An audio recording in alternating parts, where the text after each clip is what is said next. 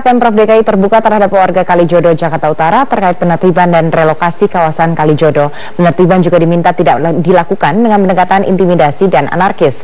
Rencana Pemprov DKI menertibkan dan merelokasi kawasan Kalijodo, Jakarta Utara mengundang perhatian Komnas HAM. Usai menemui perwakilan warga Kalijodo yang mendatangi kantor Komnas HAM, Komisioner Komnas HAM Hafid Abbas mengatakan relokasi warga harus diselesaikan dengan baik. Keinginan Pemprov DKI yang ingin mengembalikan kawasan Kalijodo ke jalur hijau harus disampaikan secara terbuka kepada warga. Warga harus mengetahui alasan mengapa ada relokasi. Karenanya perlu ada dialog yang terbuka dan demokratis antara warga dengan Pemprov DKI. Pemprov juga diminta untuk menyediakan tempat bagi warga yang terdampak relokasi seperti rusun agar warga tidak terlantar.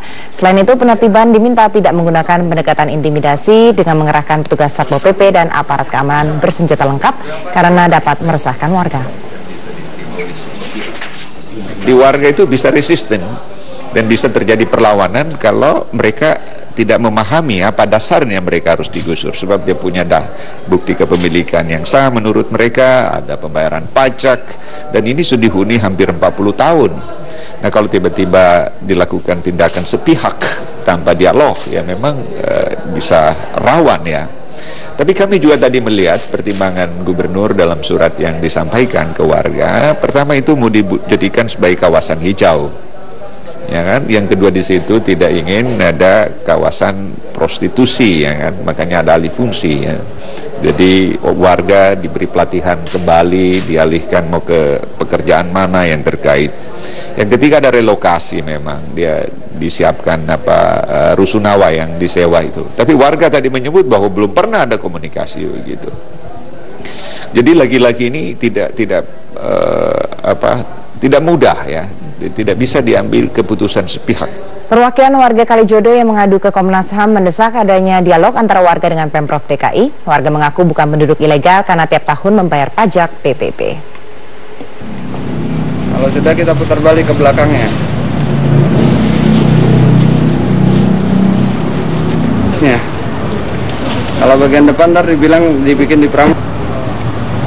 Pembongkar. Pemirsa, Presiden Joko Widodo beserta rombongan meninggalkan tanah air menuju Amerika Serikat. Kunjungan Presiden Jokowi ke Amerika dalam rangka menghadiri US ASEAN Summit di Sunnyland, negara bagian California. Dalam pernyataan pers sebelum lepas landas, Presiden Joko Widodo mengungkap beberapa poin penting yang akan dibawanya dalam KTT Amerika ASEAN yang berlangsung pada 15 hingga 16 Februari 2016. Antara lain pembahasan menyoal kerjasama peningkatan kesejahteraan dan perdamaian di kedua kawasan. Presiden Jokowi juga dijadwalkan akan memimpin sidang dalam KTT Amerika ASEAN terkait pembahasan pemberantasan terorisme. Bertolak ke Amerika, Presiden didampingi Ibu Negara beserta rombongan dengan menggunakan pesawat Republik Indonesia 1. Sementara Wakil Presiden dan sejumlah petinggi negara mengantar keberangkatan rombongan Presiden di Lanut Halim Perdana Kusuma. Selain California, Presiden Joko Widodo dan rombongan juga diagendakan berkunjung ke Silicon Valley, negara bagian San Francisco, untuk bertemu diaspora Indonesia dan para pimpinan perusahaan IT negeri Paman Sam. Bagi Indonesia, kemitraan ASEAN dengan Amerika Serikat harus diletakkan dalam konteks kemitraan untuk menciptakan perdamaian dan kesejahteraan. Dan dalam mewujudkan kesejahteraan, Indonesia akan mendorong peningkatan kesejahteraan ekonomi di bidang usaha mikro, kecil, dan menengah. Kemudian promosi kewirausahaan dan inovasi, termasuk pengembangan ekonomi digital. Gubernur DKI Jakarta Basuki Cahayapurnama batal hadir dalam rapat koordinasi pembongkaran kawasan Kalijodo di Mapolda Metro Jaya. Meski absen, Ahok mengaku akan menyiapkan langkah-langkah penertiban kawasan tersebut dan juga memastikan penertiban Kalijodo dilakukan pada bulan ini. Hari ini Ahok dijadwalkan menghadiri rapat untuk membahas rencana pembongkaran kawasan hiburan malam Kalijodo di Mapolda Metro Jaya. Rapat ini diantaranya akan dihadiri oleh Kapolda Metro Jaya dan Pangdam Jaya. Namun Ahok berhalangan datang karena harus menghadiri rapat pimpinan di Balai Kota DKI Jakarta.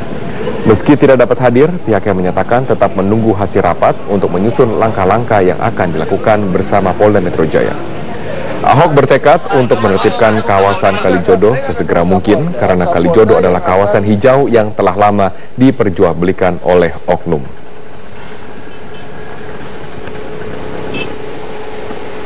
Ya bulan ini harus diberesin harusnya. Warganya akan direlokasi kemana Pak? Kita akan pencak. Untuk yang mau dagang kita akan kasih ke UMKM atau Pasar Jaya. Yang mau tinggal kita akan bagi di rumah susun yang ada. Yang mana ada yang kosong kita bagi. Kalau yang KTP bukan Jakarta Pak? KTP bukan Jakarta ya pulang kampung aja udah kita bayar. Pulang. Gubernur DKI Jakarta Basuki Cahayapurnama menyatakan praktek prostitusi sulit untuk diberantas dan masih akan terus terjadi di ibu kota. Ahok berharap adanya lokalisasi di Jakarta. Menurut Ahok, prostitusi di Jakarta tidak hanya terjadi di kawasan Kalijodo, namun juga terjadi di sejumlah hotel mewah, kawasan Mangga Besar hingga Ancol. Menurut Ahok, satu-satunya cara agar prostitusi tidak berlangsung liar adalah dengan melokalisasi kawasan prostitusi. Bagi saya prostitusi itu di Jakarta di mana-mana ada kok. Kamu kira di hotel mewah nggak ada? Kasus hotel-hotel yang bayar pakai pesanan nggak ada? Ya kan? Kamu kira di Mangga Besar, di Jakarta, di Ancol, di semua kota nggak ada prostitusi? Di karaoke, di pijat-pijat kamu kira nggak ada prostitusi? Itu tuh munafik aja. Makanya aku udah ngomong sampaikan berkali-kali kalau saya ingin ada lokalisasi. Sama seperti kotoran manusia, kamu buang di mana-mana berserakan itu jorok. Tapi kalau kamu taruh dalam satu toilet, duduknya bisa lama-lama kamu di situ. Ini persoalan di situ aja. Ya saya nggak persoalan prostitusi. Saya kira nggak ada orang bisa habisin prostitusi kok. Kamu kira di Doli sekarang udah habis, di kuburannya masih banyak sekarang. Banyaknya pohon tumbang di beberapa wilayah di Jakarta saat musim hujan tiba dikeluhkan warga ibu kota. Menurut Gubernur DKI Jakarta Basuki Cahayapurnama, Dinas Pertamanan dan Pemakaman tidak berfungsi maksimal menangani hal tersebut. Ahok menegaskan persoalan pohon tumbang telah diserahkan ke petugas pemeliharaan prasarana dan sarana umum atau PPSU. Namun hingga saat ini kinerjanya belum berfungsi maksimal.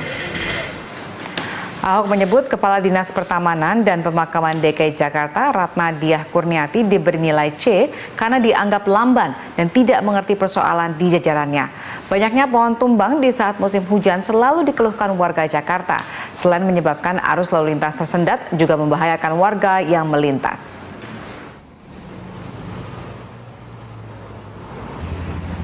Dinas taman kita ini nggak gitu fungsi. Saya udah ingetin beberapa kali. Nah, saya udah mulai serahkan kepada PPSU. Tapi PPSU kan sebagian kan nggak punya senso. Nah, baru bulan-bulan ini kita akan beli. Harusnya kalau daerah yang PPSU-nya, lurahnya udah punya senso, dia bisa lihat. Hampir nggak ada pohon tumbang atau dahan yang patah. Kayak dia udah lihat nih, ini terlalu lebat, yang ini terlalu terbuka, dia akan mulai potong, trim. Harusnya yang ngerti ilmu ini kan dinas taman. Dinas taman dong di tiap kecamatan ada. Memang dinas taman itu belum, ya nilainya masih B- lah. Pintu tol Cikunir 2 pasca ambruknya atap gardu tol tersebut. Maria Lizia Hasti akan melaporkan selengkapnya dari tol Cikunir 2 Bekasi, Jawa Barat. Maria, apa upaya yang dilakukan Jasa Marga agar beberapa pintu tol Cikunir 2 bisa dibuka kembali? Ya Zilvia, selain perbaikan, upaya sementara yang dilakukan oleh pihak Jasa Marga ini adalah menyangga pintu tol yang kemarin memang ambruk diterjang oleh angin kencang dan hujan deras. Kalau kita lihat, ini di sebelah kiri saya ada dua tiang penyangga coklat berukuran besar untuk menyangga atap tol. Kemudian di sebelah kanan saya, ini ada tiang penyangga yang sedikit lebih kecil jika dibandingkan dengan sebelah kiri saya. Kemudian di tengah-tengahnya itu Zilvia, di atap yang kalau kita lihat ambruknya itu kemarin parah dibandingkan dengan atap di kiri dan kanan, itu disangga oleh satu pintu tol. Nah, memang kalau dipikir-pikir Zilvia, keamanan dari pengguna jalan yang melintas di gardu tol Cikunir 2 ini bisa dipertanyakan. Namun pihak Jasa Marga sudah menjamin keselamatan dan keamanan pengguna jalan yang melintasi ini. Pihak Jasa Marga mengatakan sudah memikirkan sebelumnya untuk membuka pintu tol yang saat ini dari 15 pintu tol sudah dibuka 10 pintu tol. Dari sebelumnya bertahap 4 pintu tol, kemudian tadi pagi dibuka 8 pintu tol, sekarang dibuka lagi 10 pintu tol. Jadi otomatis hanya ada 5 pintu tol saja yang belum bisa dioperasikan seperti itu.